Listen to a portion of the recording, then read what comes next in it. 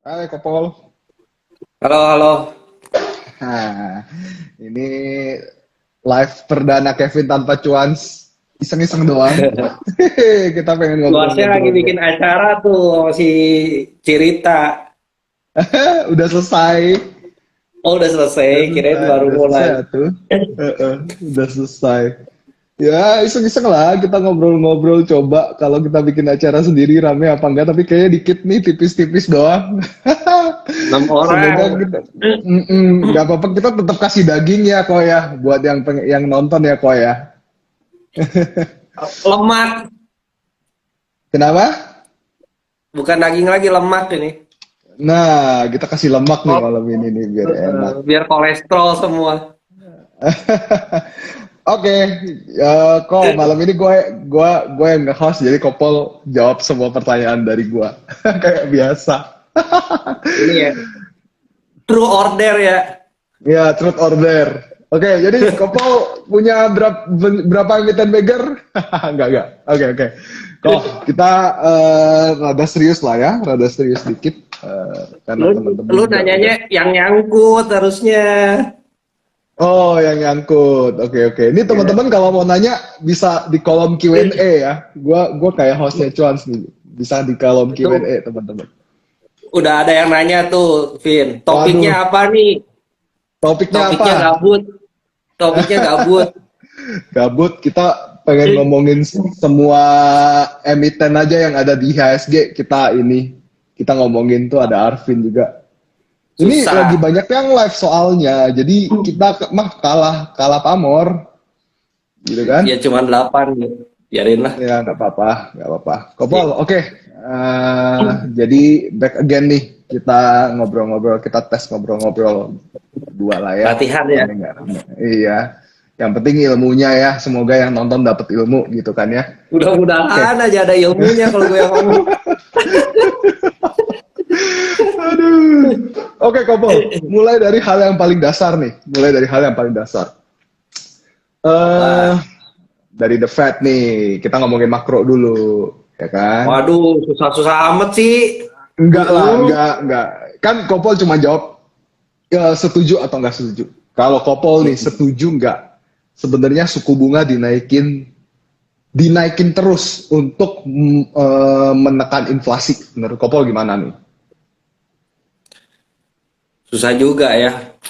Ini juga ya kalau buat neken inflasi itu gimana ya caranya ya? Saya juga bingung ya. Karena memang kalau misalnya menaikkan suku bunga tuh bisa mengurangi transaksi Hmm. perdagangan ya.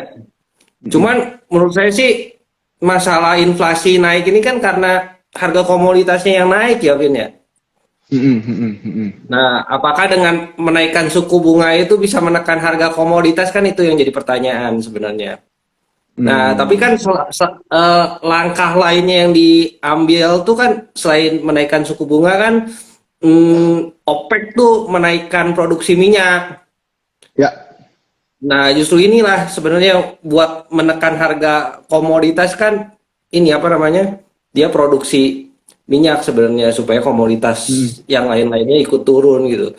Tapi hmm, kan hmm, hmm. problemnya gak cuman itu ya, masalahnya sekarang nih kacau-kacau banget sih, Vin. Misalnya dari pertanian pun harganya mahal tuh bukan gara-gara harga energi yang mahal, tapi Hmm. karena permasalahan cuaca di berbagai negara gitu. Ya. Makanya semua semua soft commodity pun ikut naik ya. Misalnya kayak jagung, singkong, terus CPO tuh ikut ngeramat kan dari situ gitu, Hmm, hmm, soybean gitu kan. Jadi hmm, daerah-daerah kayak di Amerika Latin terkendala cuaca.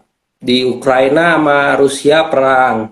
Kanada hmm, juga cuaca gitu. Jadi hmm, hmm. problemnya tuh banyak gitu, Win. Jadi kayaknya susah juga ya kalau kalau mau mengatasi inflasi kayak gitu ya.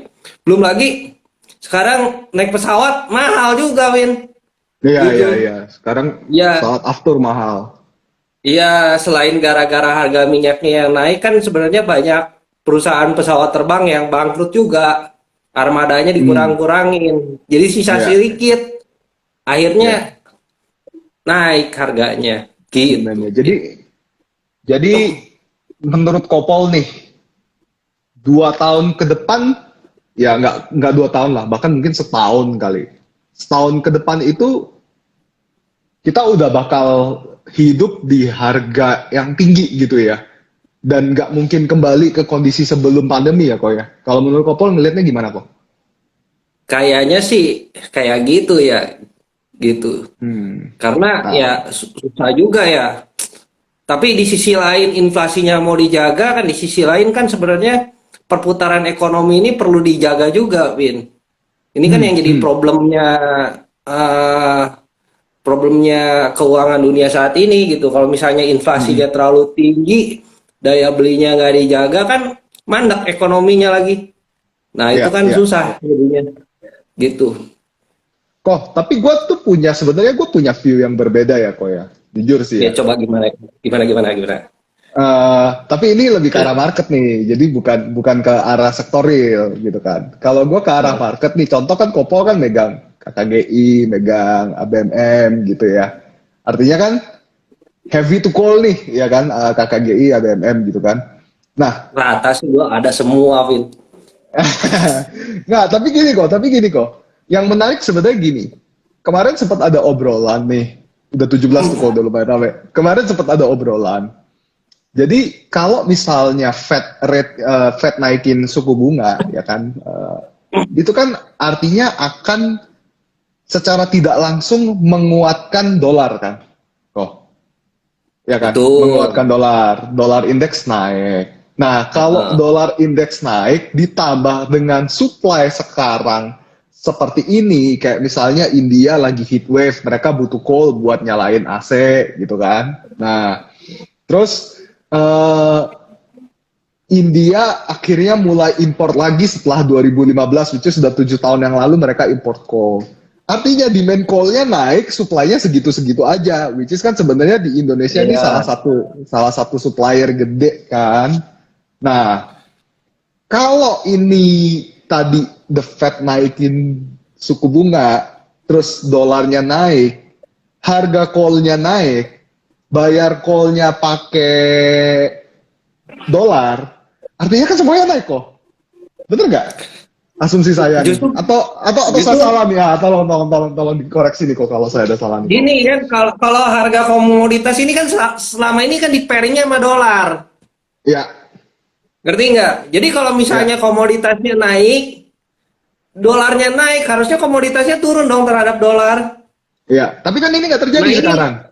nah ini yang jadi problem. Yang sekarang tuh dolarnya dinaikin tuh supaya komoditasnya turun terhadap Turun, dolar. Ini nggak terjadi gitu. nggak terjadi. Malah gapnya semakin tinggi. Ini kan yang jadi problem.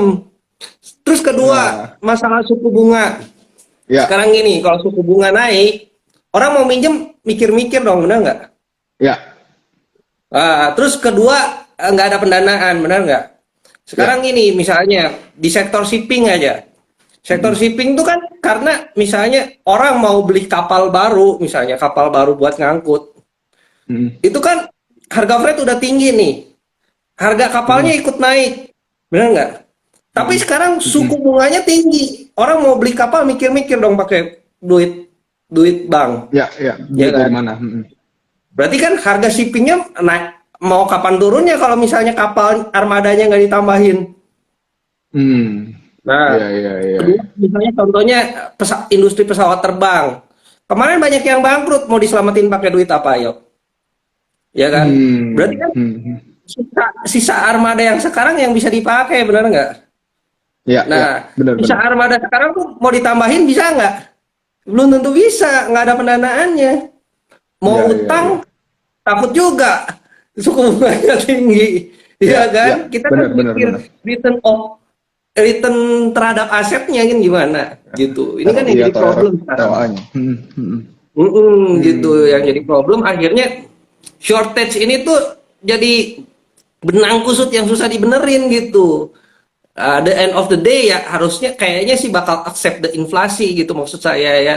Mungkin dengan cetak uang lagi supaya perekonomiannya bisa muter. Kalau enggak ini bakal mandek gitu ujung-ujungnya. gitu. Jadi instead of tightening, jadi quantitative easing lagi, cetak duit lagi supaya ada istilahnya buying power lah, ya gitu ya kok ya. Ya kalau misalnya nanti secara berkepanjangan ini banyak negara-negara yang bangkrut misalnya, itu sudah nggak mampu Hmm, lagi buat hmm, hmm, beroperasi atau nggak bisa produksi lagi karena segala misalnya harga komoditas mahal, harga transportasi mahal, gitu kan. hmm, Nah, kalau nggak bisa beroperasi lagi mau nggak mau harus cetak duit, benar nggak? Gitu. I see, I see, Kalau I saya. see. Oke, Mungkin ya oke. nggak tahu nih, kita lihat aja skenario-nya ke depan. Ini kan kita ngira-ngira ya, habis gimana dong solusinya? Saya juga nggak kepikiran, ya kan? Iya sih, iya sih. Kayak ya kita bukan ekonom, tapi kan kita menduga-duga arah market lah ya. Kira-kira gimana gitu lah ya, kok ya Ya, sebenarnya ya. kayaknya sih Ah, bakal ini lagi ya. Soalnya mungkin kenaikan suku bunga sama penguatan dolar saat ini kan di-create ya. Mungkin juga salah mm-mm. satu bentuk perlawanan Amerika yang terjadi saat ini gitu. Mungkin ya, gitu. Oh, perlawanan terhadap I see. Ya, paham. Nah, ini ada yang lucu nih kok. Kemarin saya baca Bloomberg gitu ya. Eh, Rusia itu kan sekarang lagi di embargo di mana-mana gitu kan. Tapi nggak taunya minyaknya mereka, terus mereka punya gas itu dibeli sama India sama Cina. Which is semakin di embargo Rusianya, yang bayar ini masih ada gitu, bayarnya masih kuat gitu. Artinya kan ini berarti ini Rusia bakal perang terus-terusan kan ini kan kok. Kalau Ya menurut Kopo, gimana? eh, kira-kira gimana nih? Apakah memang bakal seperti itu dan akhirnya ya balik lagi semuanya supply shortage segala macam dan harga komoditasnya naik atau ada solusi lain yang menurut Kopol lihat terutama ya bukan di pasar real di pasar modal nih kok kalau dari sisi Kopol misalnya sektor-sektor apa nih yang menurut Kopol dengan adanya shortage seperti ini malah menarik gitu. Ya gini, ibarat kata lu perlu makan tiap hari, terus sama gue Mhm. larang, bisa nggak? Iya, iya, iya. Iya Iya, kan? iya. Ya Heeh. pasti kan mau nggak mau ya makan atau sekarang siapa lu larang-larang gua makan misalnya, ya kan? Iya, iya, Itu kan iya. cara orang-orang India sekarang lagi krisis energi, lu larang-larang import ini, import energi misalnya. Sumbernya cuma Mhm, di mhm, situ-situ aja, ya mhm. kan? Terus misalnya dulu bahas ESG, ya gimana sekarang energinya kurang dari renewable energinya belum bisa mencukupi, ya kan? Ya mau nggak mau Hmm. kan, kita Ya, kan ya. masih perlu makan, belum bisa jadi vegetarian, masih makan daging ya makannya daging juga akhirnya, gitu Iya, kan? iya, iya. Ya. Terus Iya. tadi pertanyaan selanjutnya apa ya, Vin ya? Gue lupa. Kalau udah begitu sektor yang menarik di market buat Kopol apa gitu? Apakah Kopol top down tetap ngelihatnya top down atau sekarang ya udah karena kondisinya udah begini ya saya bottom up aja lah carinya dari emiten-emiten yang gue suka gitu atau tetap ngelihat dari sisi makronya nih Kopol? Hmm. Kalau gua sih ya sebenarnya gimana ya? Bottom up iya, top down iya, radial iya gitu Win. Jadi radial gua mah Ah, sistemnya. oke, oke, oke. Jadi dari satu emiten nyambung-nyambung kemana-mana gitu. Maksud gua, kalau gua ya gitu. Hmm. Misalnya kalau misalnya diuntungkan dengan sektor energi misalnya kan, Ya, ya batu ya. bara. Nah, kenapa Hmm. bisa radial? Ya cari turunannya, misalnya turunannya kapal pengirimannya, misalnya apa sih kapal pengirimannya, misalnya Tongkang ya, gitu, tongkang misalnya. ya. Ya kapal Nggak putus-putus nih tongnya Kopol. gitu, ada tambangnya nih.